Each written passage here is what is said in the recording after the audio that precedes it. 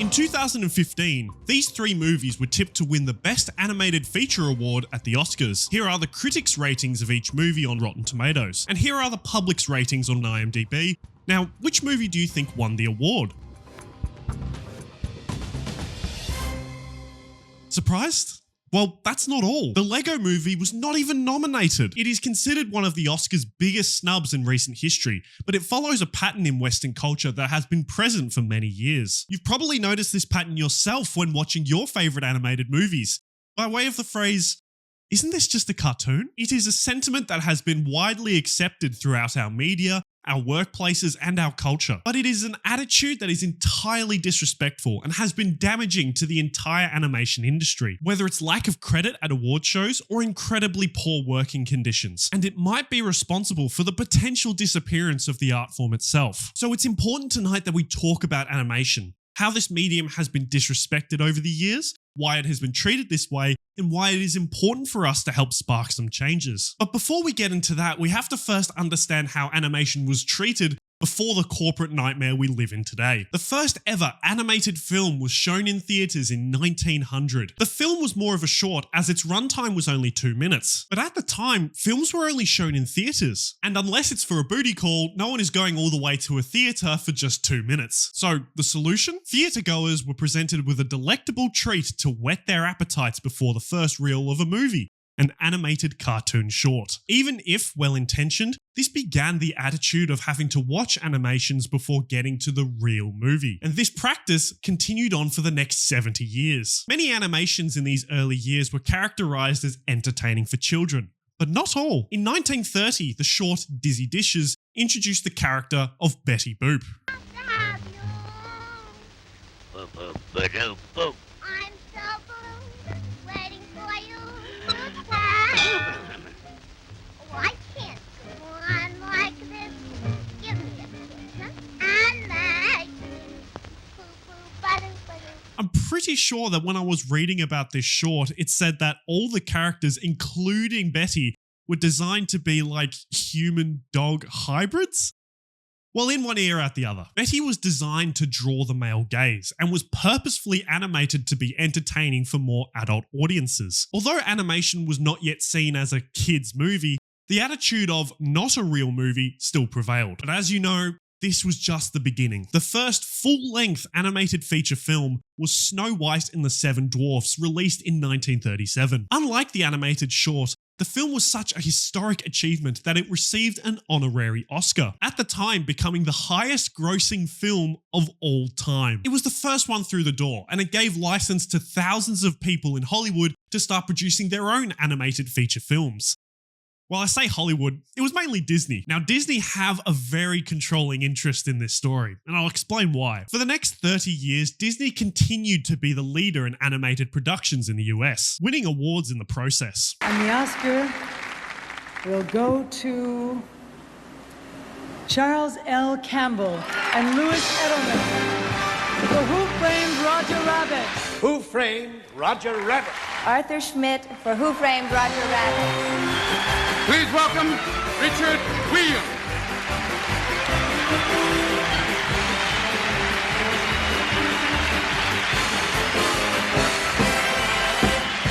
Wow. In collaboration with Steven Spielberg in 1988, Who Framed Roger Rabbit renewed interest in the animation art form, and in 1991, Disney struck gold releasing the iconic Beauty and the Beast. The movie became the first animated feature film ever to be nominated for a Best Picture award, and it kickstarted what we now refer to as the Disney Renaissance era. At the same time, a little animated production house called Pixar started making their own animated films, starting with Toy Story in 1995. Suddenly, both demand and supply of animated films was skyrocketing. It looked like there really was a respect for animation as this breakthrough technological wonder in the film industry. So there were many calls for these films to be acknowledged more at the Oscars throughout the 90s. After all, these animated films were not only popular, but they were global financial successes. So was anything going to change? The Academy responded with, yes, of course, we'll acknowledge them at the next Oscars. In fact, we'll give them their own category.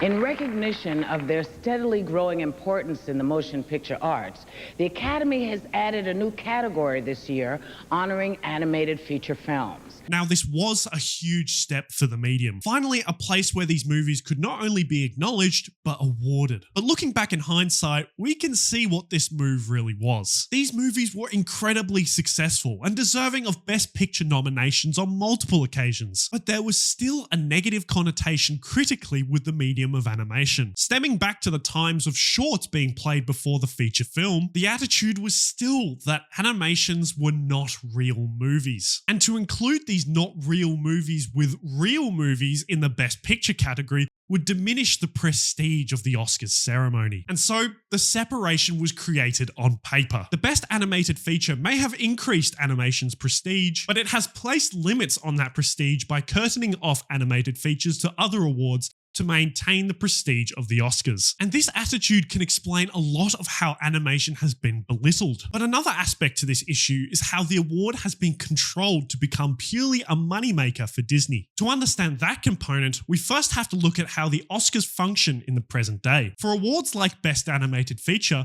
how does the voting for that award work? In the Academy, there are 17 branches. Each branch is dedicated to a certain field made up of their peers to select the nominees. So, actors nominate the actors, directors nominate the directors, and so on. You can only sign on to be in one branch, but everyone in these branches can also nominate one movie for Best Picture. There's two extra branches, the members at large and the representatives. They're not in any one branch, but they can also nominate a movie for Best Picture. Well, that makes sense, right? Selections are fairly decided by experts, and voting is heavily regulated to ensure fair nominations and winners. I mean, this sounds so great. What's the catch? So, the members of the animation branch decide on who those nominees should be, with the final decision made by the Animated Feature Nominating Committee. Which sounds good. Animation nominees chosen by animation lovers. Except, remember those members at large?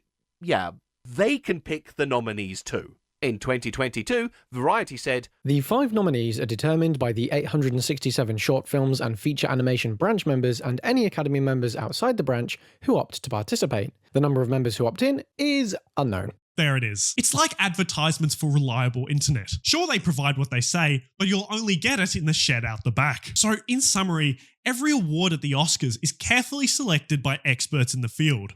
Except animation, where it's experts and then some suit who thinks animated movies are sedatives for children. You might think that that's the worst it can get, but that's just for the nominations. The voting gets even worse. So remember those 17 branches? Every single member of them, including the members at large, can now vote on their choice of winner for every award in any category. Naturally, it's close to impossible to watch every movie nominated in every category, so members are discouraged from voting in ones where they lack the expertise. But that doesn't stop them making uninformed decisions, and they don't even hide it. In the film award categories, such as short films, documentaries, and international feature, the Academy requires voters to have watched every nominee before they can vote. There are only 2 exceptions to this, and that's Best Picture and Best Animated Feature. What?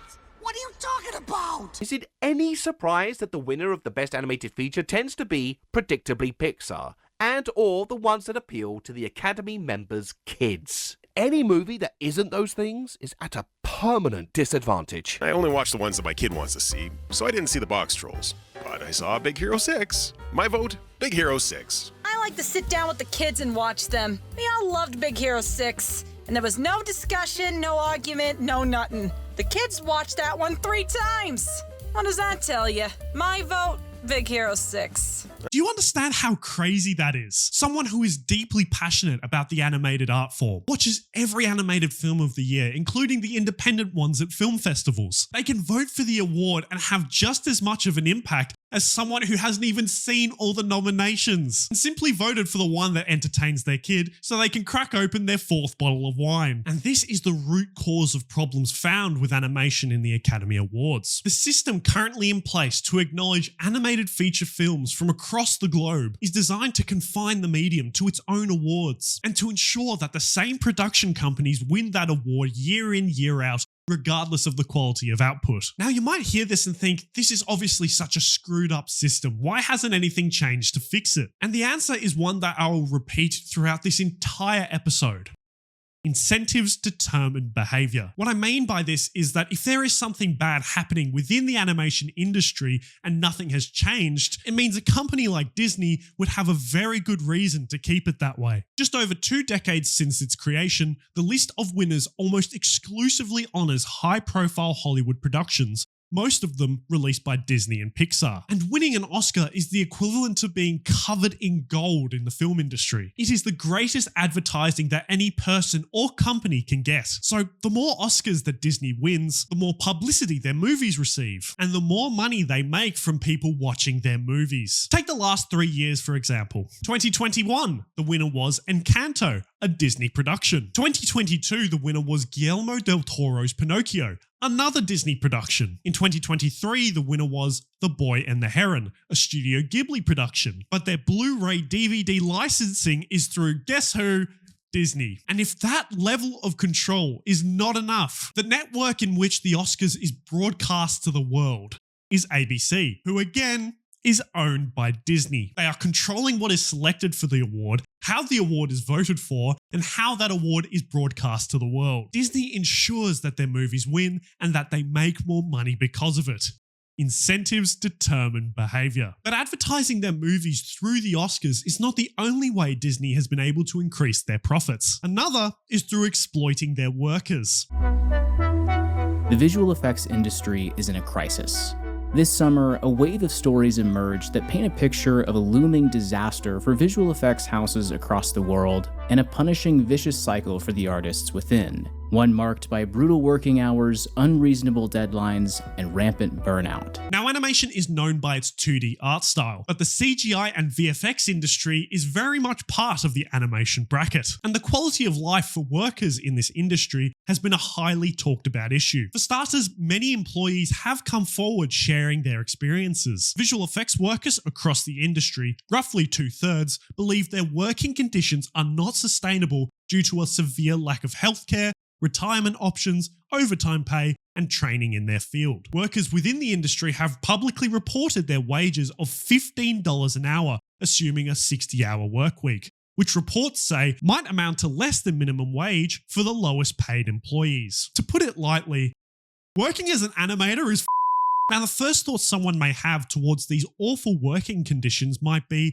surely they could create some change, right? Well, sure, they can plead with their superiors to get some time off to take care of their newborn baby. However, the company will not only respond with a rejection, but they will also blacklist that employee to any other company in the industry. Because the system is set up to where that job is the best gig that an animator can hope for, should one person leave, there are thousands more waiting in line to replace them. So the animators have really been forced to accept these abhorrent standards of work. And their time is constricted in more ways than one. Animators have reported that they have been forced to work these insane hours as a result of the incredibly unrealistic demands set upon them by their superiors. One unnamed artist estimates that they are completing 4 times the amount of work they are being compensated for. They are being given too little time to complete too much work. And this, unsurprisingly, has resulted in some of the biggest cases of poor animation quality that we've seen in recent years, whether it's She-Hulk, Black Panther 2, or Thor Love and Thunder. And what would the reward be for animators releasing an albeit great product considering the circumstances? Well, firstly, there are no bonuses. What do you think, Disney are made of money? No, there aren't any actual rewards for their efforts. What they do receive, however,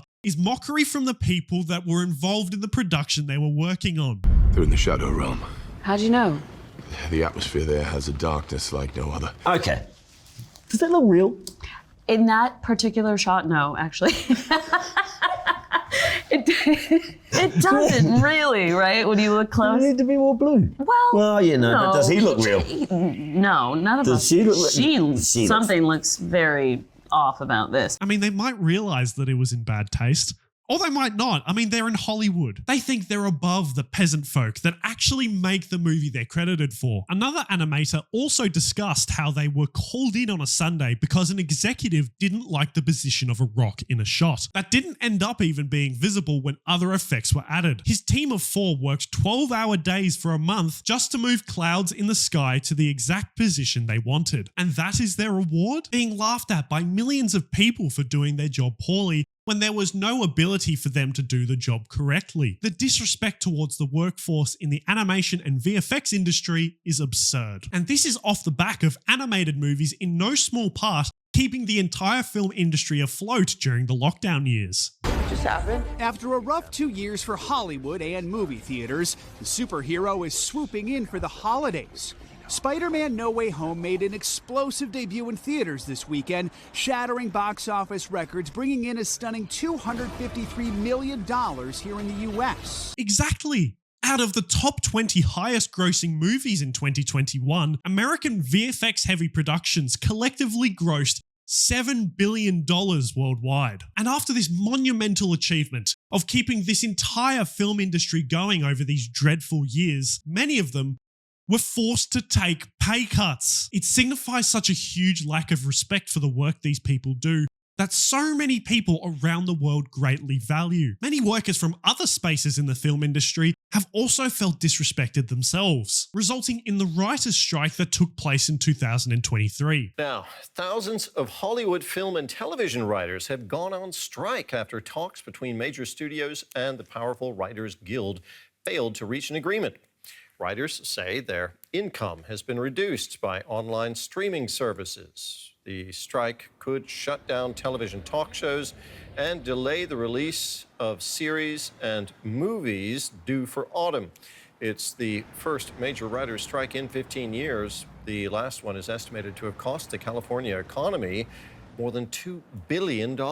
This strike was one of the most globally covered issues to hit the film industry, and it resulted in a huge landmark step towards better treatment of members of the Writers Guild of America, increases to minimum wage and compensation, increased pension and health fund rates, improvements to terms for length of employment and size of writing teams, and better residuals, which are like royalties. So you'd imagine animators seeing this historic achievement would follow suit. Well, I imagine they would, if they even had a union. The field of animators has expanded exponentially since the 1990s, yet VFX work is not unionized, as any employee who even attempts to unionize would immediately be replaced by another who would not attempt to unionize, keeping the power to affect employment conditions with Disney. And if Disney has control of the industry's workforce, they can reduce any potential wage increases and retain even more of their record-breaking revenues.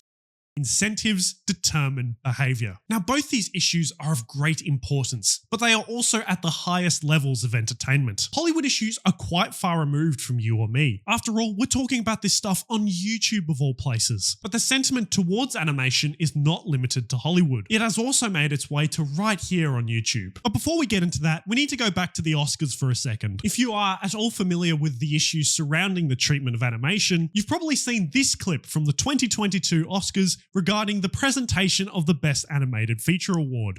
The three of us have all had the privilege of bringing a beloved animated character to the live screen.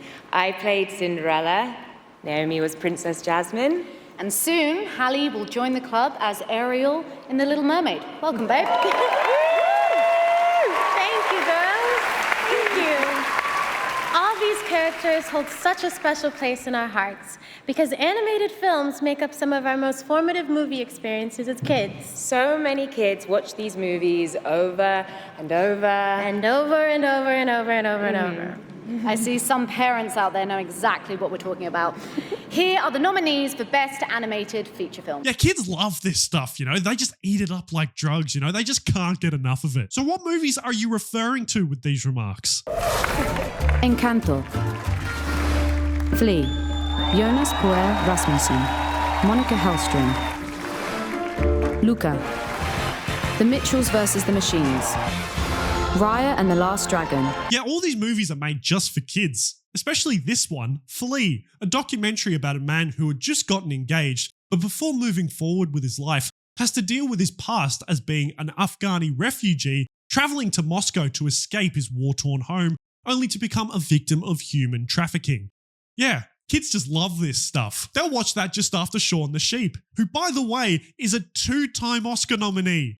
2-time! But this is a sentiment that again echoes one of animations not being real movies. That they are movies and shows that only kids would enjoy. And that is the message that Hollywood has stuck with since the 90s. But YouTube in the beginning was a place where this idea was not present. Many of the biggest YouTubers on the platform are animation channels. And they weren't just making shorts for toddlers, they were making animations for older audiences. Channels such as Odd One Is Out and Jaden Animations would make cartoons while sharing stories about their life as adults. They were able to retell stories but with amazing visual recreations of those moments. And they inspired so many people on the platform to make their own animations about their own adult lives. But something out of their control forced many similar channels to be changed forever. So, COPPA is a law that exists. You may have heard online by many creators about COPPA, or the Children's Online Privacy Protection Act, and recent actions the FTC has taken to enforce COPPA on YouTube, going as far as suing the company for $170 million. The basic idea of COPPA is for websites to not collect information on anyone under the age of 13 without express permission from the parent. The reason for this is so websites are unable to go through internet histories or what you've watched to give you targeted advertisements that might suit your interests. Children aren't supposed to have this responsibility because they have a hard time telling the difference between what's an advertisement or not, and it can be seen as taking advantage of them. This lawsuit required YouTube to impose heavy restrictions on advertising and data collection around kids' content on their platform. It forced YouTube to make platform-altering decisions. One was the separation of content on the platform to a new app called YouTube Kids. It contains content highly curated by YouTube themselves, ensuring safe and entertaining content for kids to enjoy without data collection or illegal advertising. You could again say reiterating the same message of content and real content. And on the main platform, YouTubers, when uploading a video, have a choice to select whether their video is made for kids or not, ensuring a clear separation between kids' content and adult content. This seems like the perfect solution, right? Well, on a surface level, you might think yes, but this Made for Kids feature has issues that have absolutely destroyed the adult animation space on the platform, and a lot is down to the tag's hidden functionality. So, the FTC fined YouTube and ordered them to stop collecting personal information from children. YouTube responded by forcing every uploader to mark every new video. YouTube also rolled out a robot to automatically mark videos if they're for kids. The use of robots does cause a few familiar patterns to emerge. When YouTube rolls out a new robot like this, it really is just random at first. As more and more videos are flagged by the robot and creators appeal the robot's decisions, human reviewers manually and slowly train the robot by approving or denying the robot's decisions. Over time, the robot learns from this human input and the humans are needed less and less. Because of the lack of clear communication from YouTube and YouTube's own desire not to clarify the FTC's already unclear definitions, countless channels were either marked incorrectly without appeal or were self-applied out of abundance of caution. My first thought when learning about these restrictions was that it could potentially mean that kids could be consuming content on the YouTube Kids app that is not necessarily kid-friendly. But actually, there is a separation between YouTube Kids content and content tagged Made for Kids. Once a video is tagged as Made for Kids, it doesn't get transferred to the YouTube Kids app. In reality, the Made for Kids feature is about shutting down any video that has any potential of having a kids-centered audience, whilst being on the main YouTube platform, to remove any chance of opening themselves up to another COPPA lawsuit. And the bot responsible for tagging these videos as Made for Kids is incredibly inaccurate. Recently, the trailer for Adventure Time Fiona and Cake got restricted by YouTube. They're not so reliable bots flagging it as made for kids. My Adventures with Superman, which airs on Adult Swim, is often rated TV PG-V, on top of being a blatantly horny show. And yet, all of the videos on the Adult Swim channel get marked as kids content. So even if you're making an animated video strictly for older audiences, the bot will recognize its animation as a medium made for kids. And the impact of a video receiving this tag is drastic. So if you're trying to make animations for older audiences, there's very little chance that your video won't be flagged. And even if it remains monetized, there is very little chance that that video will be served to a wider audience. And the additional action of restricting comments is one of the most harmful things, not just for the creator, but for the platform. Many viewers use the comment section to discuss the video and share their own stories and passions that involve that video. By turning off the comments section, YouTube removes the very feature that makes YouTube, well, YouTube. And many have tried to appeal these cases of restrictions and demonetization, which they have every right to do so. But YouTube's appeal system is also completely broken. How? Because so many videos get demonetized, there aren't enough humans on the planet to go through every single appeal and reach the correct verdict. So if your video gets demonetized, unless you have a huge following on X to highlight this issue to hundreds of thousands of people, forcing YouTube to save face and help you, you will never get your reputation back in the eyes of the platform and will not make enough money to sustain creating on the platform. And YouTube likes it this way. So long as all animation content on the platform is seen as kids content, even if incorrectly tagged as made for kids, it ensures that YouTube is never again vulnerable to another COPA lawsuit. Incentives determine behavior. So when every animation video on the platform has that tag, it no longer is just a tag. It becomes a label, reiterating the same message that Hollywood, production companies, and now YouTube all want, that animation is just kids' content. Animations are not real productions. In every single way from a corporate perspective, disrespecting animation works. By keeping the message of animated features not being real movies, they can continue to keep them from winning awards such as Best Picture that require the mainstream to respect it as an art form. They keep them in the animated feature ranking, where many of the members voting for the award don't even watch all the nominees and just pick what their kids are watching, maintaining the image of animation being kids' movies. If the animation industry is not respected enough by Hollywood for the public to care, workers within the industry will continue to suffer poor working conditions for an unlivable income. And even if they do their job, they will be met with mockery by the industry, and even worse, salary reduction, ensuring that corporate heads continue to make more and more money. And to ensure that money is kept, they silence any creative trying to make their own adult animation to ensure that the reputation of animation being just for kids and not real movies is maintained. Corporations make the most money off animations being considered kids' content, because it means that both kids and parents will be needing tickets to watch these movies, not just the parents. That is why animation is not taken seriously. But there is hope. There has been more discussion around mainstream media of this pattern. Many news outlets are beginning to identify this pattern by Hollywood and other major corporations in entertainment. Many adult animations have been widely praised in the mainstream.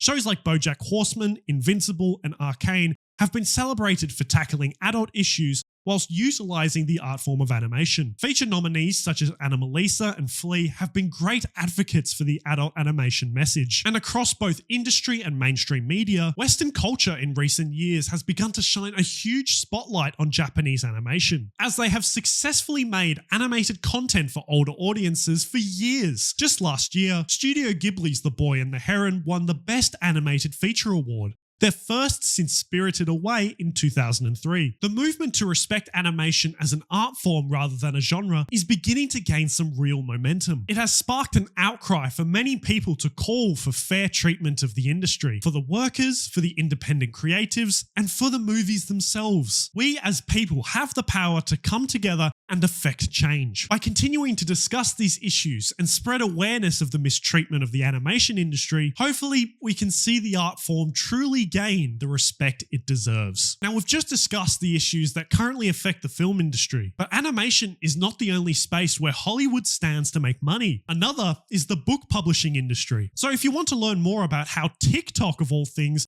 has affected both book publishing and Hollywood, watch this.